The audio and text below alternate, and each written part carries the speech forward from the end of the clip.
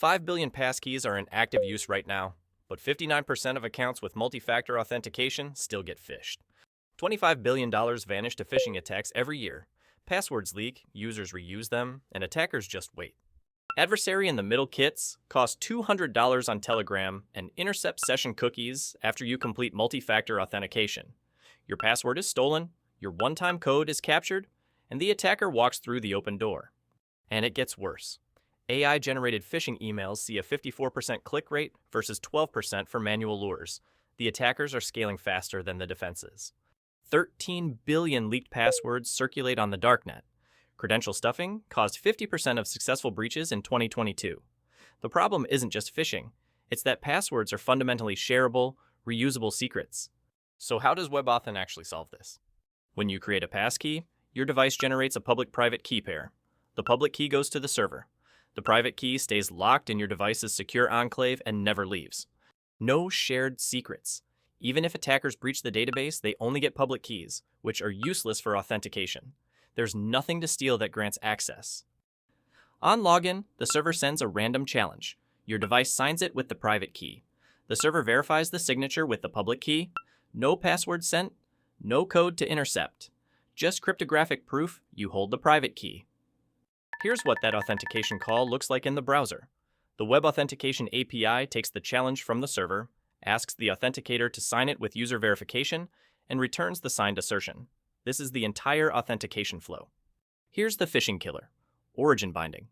Every passkey is cryptographically tied to the exact domain where it was created.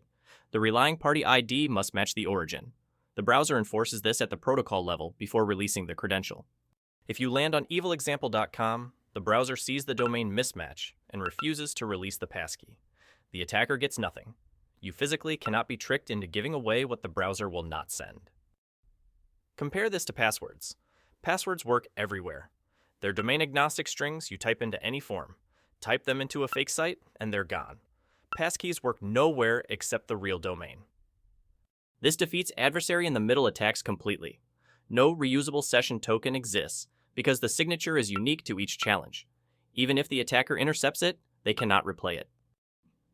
NIST, Microsoft, and FIDO recognize passkeys as the only fully phishing-resistant authentication method alongside hardware security keys and smart cards. In July 2025, NIST's P863 Revision 4 classified synced passkeys as Authenticator Assurance Level 2 compliant. Google made passkeys the default in late 2023. Authentications grew 352%. Sign-in success rates hit 93% versus 63% for passwords.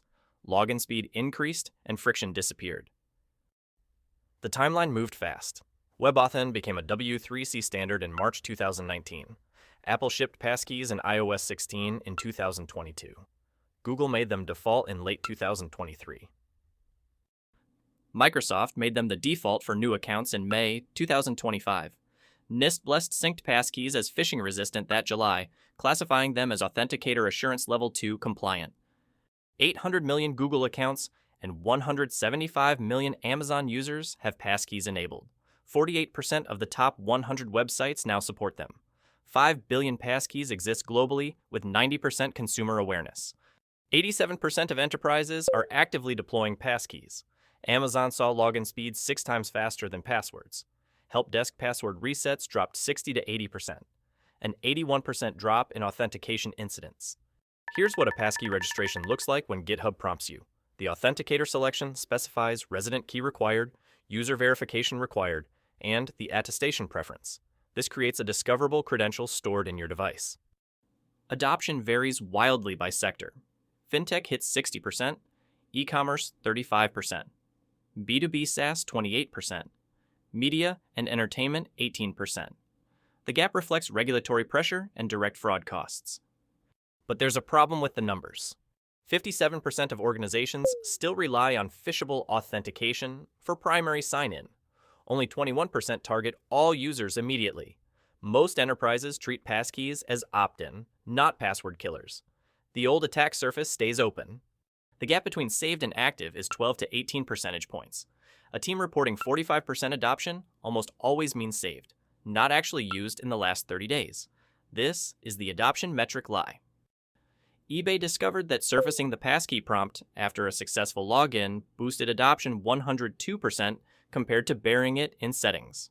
The barrier is not user resistance. It is discoverable design. Here's what most users see: a settings page with passkey buried 3 levels deep. No contextual prompt. No explanation of why it matters. Just a toggle most people never find. This is why saved metrics lie. Then there's the recovery problem. Account recovery mechanisms reintroduce the vulnerabilities passkeys eliminate.